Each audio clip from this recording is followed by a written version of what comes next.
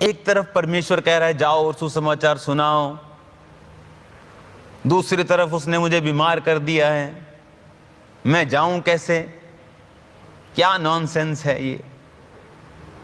एक तरफ परमेश्वर कह रहा है कि मेरे कामों के लिए तुम पैसों को, बीजों को बोवो, और दूसरी तरफ मेरा फाइनेंस टाइट कर दिया है। क्या है ये, मुझे समझ नहीं आ रहा। एक तरफ परमेश्वर कह रहा है मेरे काम करो, दूसरी तरफ अगर काम करने हैं तो फिर परमेश्वर ये क्यों नहीं कर रहा है?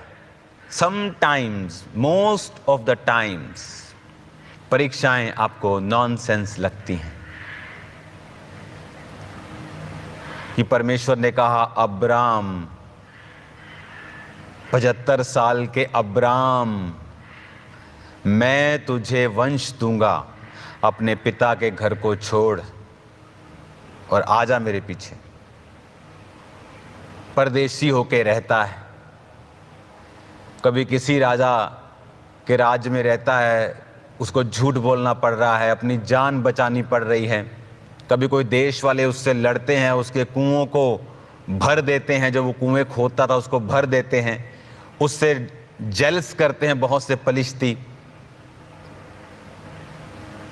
और फिर 24 साल बाद वो विजन पूरा होता है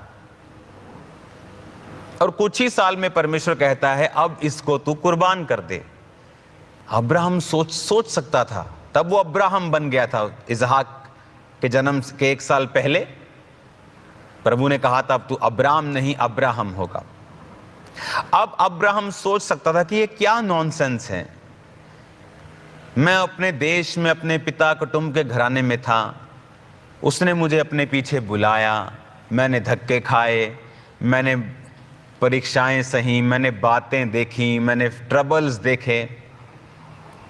24 साल बाद मुझे मिला तो अब परमेश्वर कह रहा है इसे चढ़ा दे। I don't get this thing, what is this, is this real, is this, what is this, मुझे समझ नहीं आ रहा। मोस्टली गॉड्स पीपल, खुदा के लोग, जब उनकी जिंदगियों में परीक्षाएं होती हैं वो समझ नहीं पाते हैं ये ऐसा क्यों हो रहा है। और वचन क्या कहता है? अब्राहम तड़के उठा, 3 आयत में लिखा है, गधा लिया, सेवक लिए 2, इसहाक लिया, लकड़ी चीरी और लिखा उस स्थान की ओर चल पड़ा। अब जब तीसरे दिन उसने देखा पहाड़ आ गया, उसने सेवकों को कहा तुम रुको, मैं और मेरा बेटा जाते हैं। नहीं तो अगर सेवक को वो साथ ले जाता तो जब वो कुर्बान करता तो सेवक ही लोग कहते मालिक